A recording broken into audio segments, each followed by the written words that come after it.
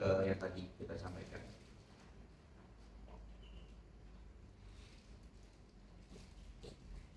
Oke, jadi alatnya yang tadi saya presentasikan adalah MGF 100 namanya, Bottlenegger. Alatnya digunakan buat nyari gangguan AC atau DC hingga 600 volt DC AC, dan gangguannya sampai 400 kilo ohm. Ini sudah sangat cukup dari gangguan di semua jenis gangguan sampai 400 kilo ohm, karena rata-rata gangguan yang terjadi di tipe ini. Terus aksesoris yang disuplai itu adalah alat transmitter, receiver, ini kabel yang ke baterai, ada groundingnya juga. Terus ada current line set yang besar, ada synchronous cable. Synchronous cable itu ini synchronous cable-nya, orange ini. Terus ada capacitive pick up yang tadi saya tunjukin, ini capacitive pick up. Terus ada juga active CT, mini CT. Active mini CT itu yang ini. Jadi kalau dipastikan active mini CT ini butuh baterai, jadi harus dipastiin bahwa ada baterai terpasang. Terus ininya juga warna hijau, ya. Ada butuh baterai buat ini. Jadi istilahnya nanti bisa Bapak baca. Ini di baterainya ada.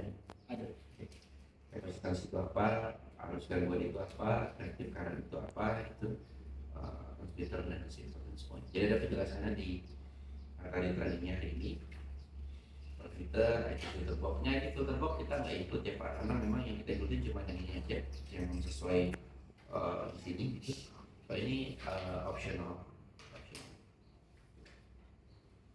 Terus pastikan memang teman-teman yang saya yakin kalau nonton kompeten ya, jadi pakai APD jangan lupa, karena walaupun sistemnya TR tapi tetap ada hazard problem ya yang akan mungkin bisa terjadi gitu. Jadi pakai helm dan sebagainya.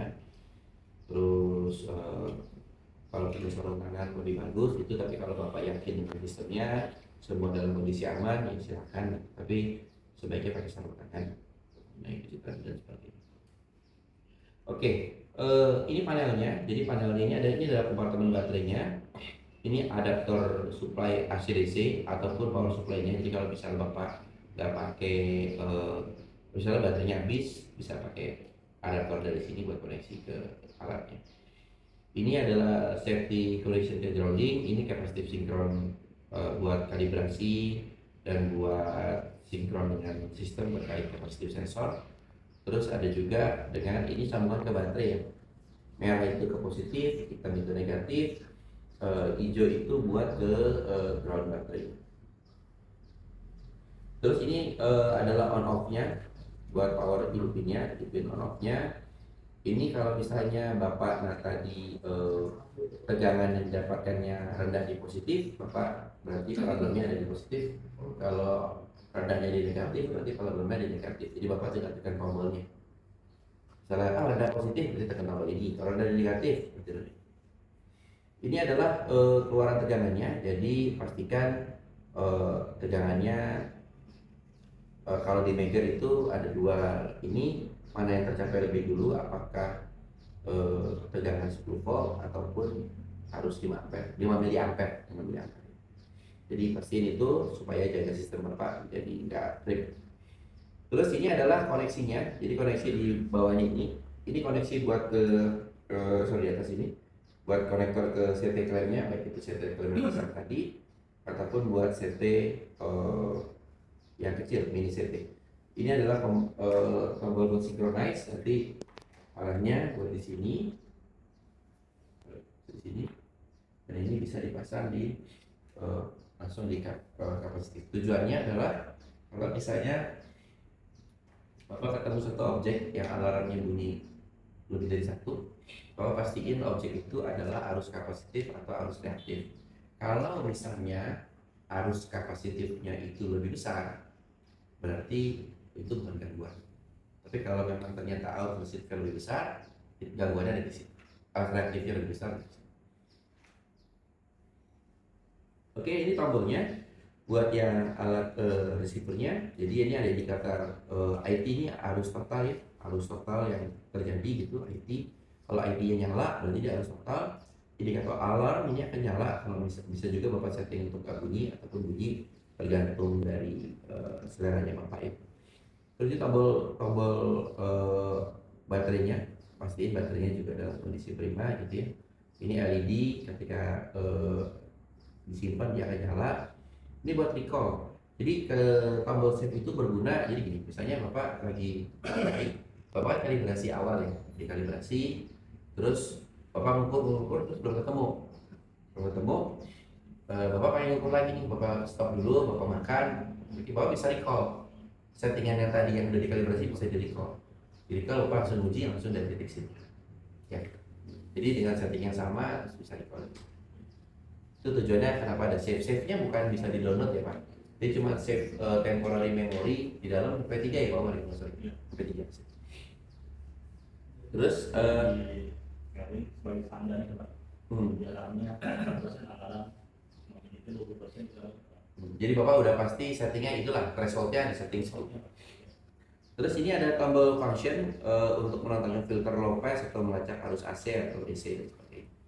Terus ini alarm, knob alarm di sini knob alarm kalau ini adalah nyala dan bunyi. Nyala dan bunyi. Kalau ini hanya nyala. Tergantung Bapak tadi saya bilang buat setting itunya ada dia. Kalau atas itu nyala dan bunyi, kalau Bapak ke bawah hanya nyala. Ya. Oke, pastiin baterainya penuh ya Pak, ataupun ya kalau nggak penuh ya berarti Bapak harus charge apa. Terus terutama buat receivernya karena baterainya adalah aftermarket atau baterai yang habis dipakai gitu ya, pasti ini ada baterainya. Ya, baterainya bagus gitu, prima, ini masih hijau dan sebagainya karena ini pengaruh terhadap ini. Terus sama ini yang perlu dicek baterai, terus klaim setnya pakai baterai tadi ini harus dicek baterainya. Kalau ini nggak perlu pakai baterai, ini langsung jangan dari sini ya sih. Ini aja Bapak pasang di sini sampai sini.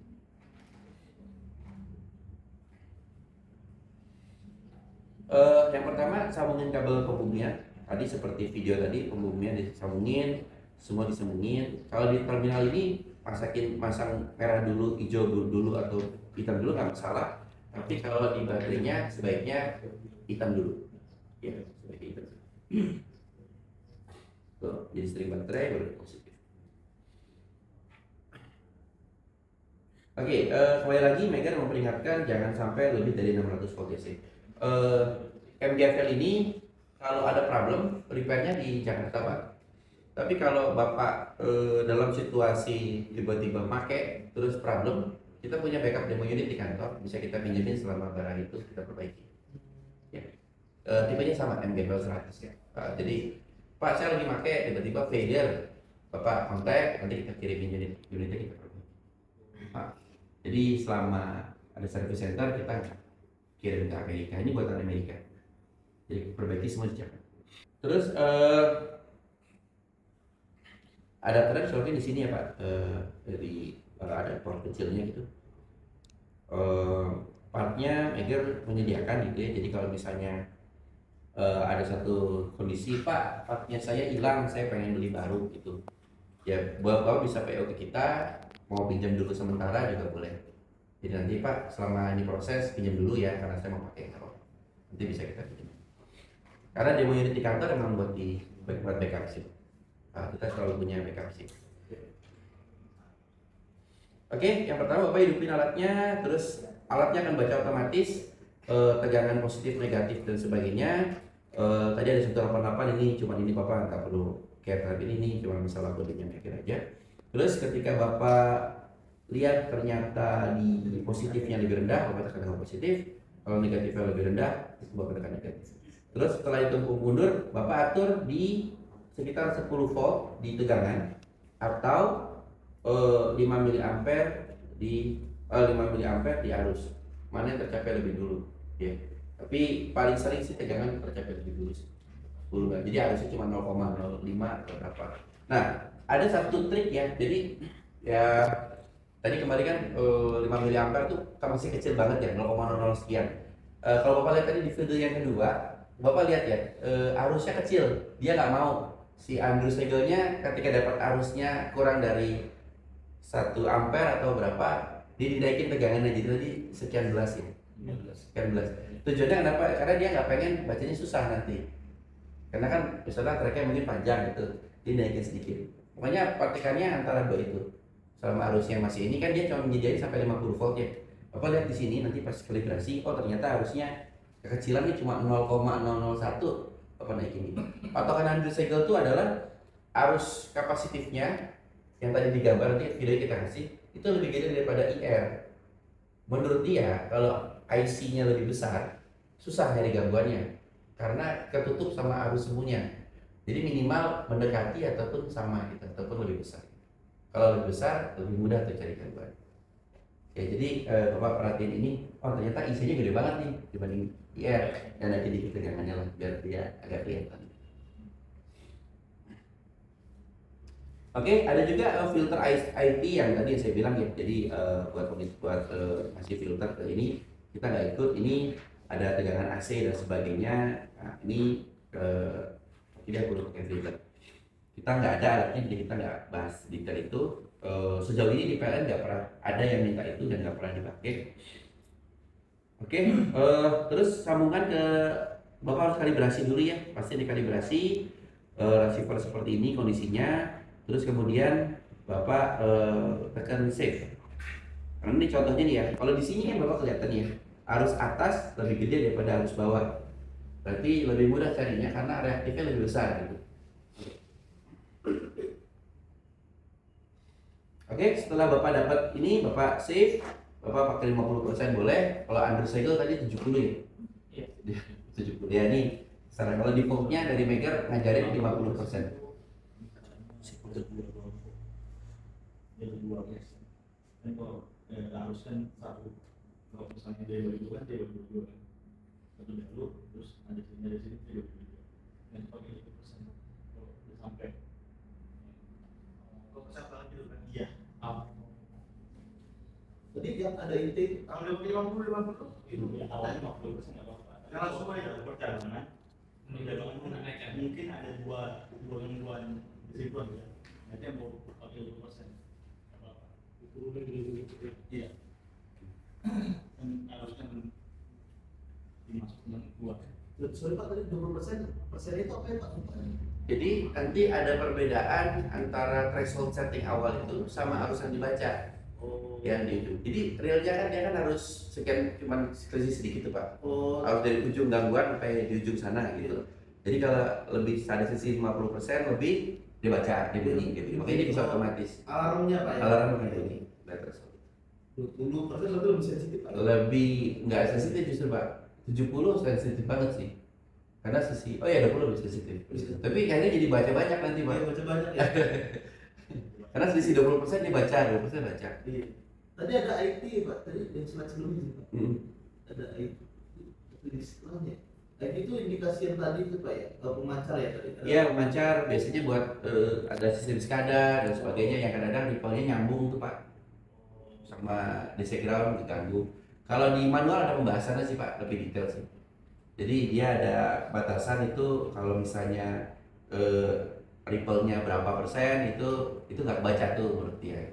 Itu butuh ada IT filter.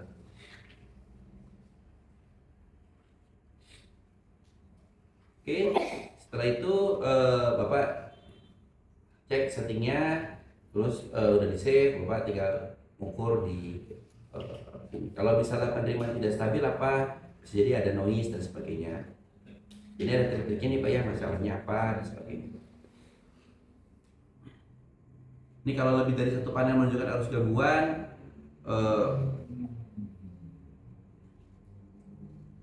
kalau saya biasanya dinaikin tuh apa persentasenya, kalau enggak ditempelin kapasitif coupler.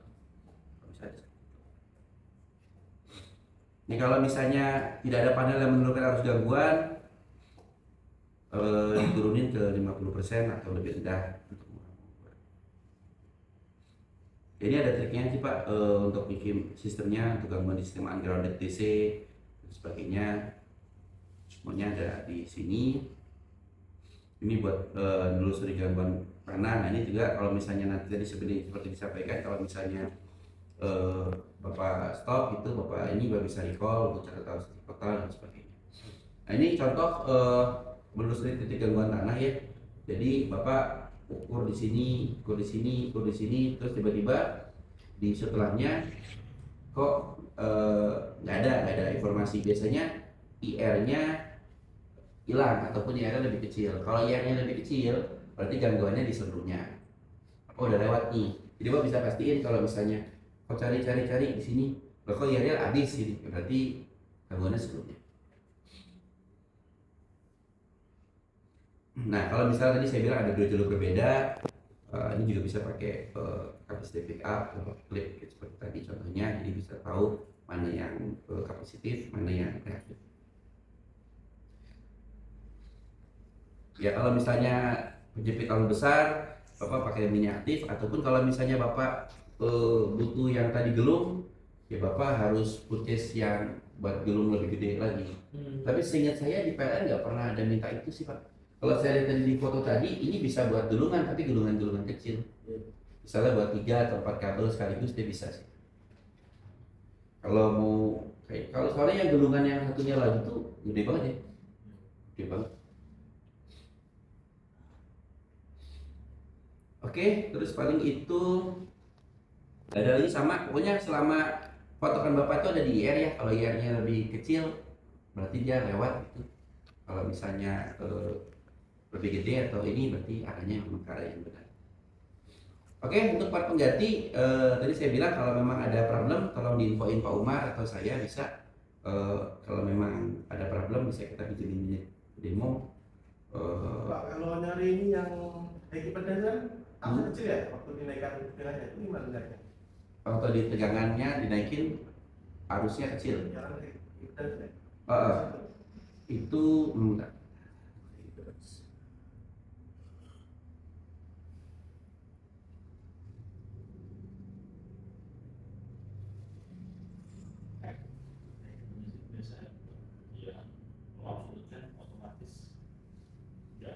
Tapi harus naik.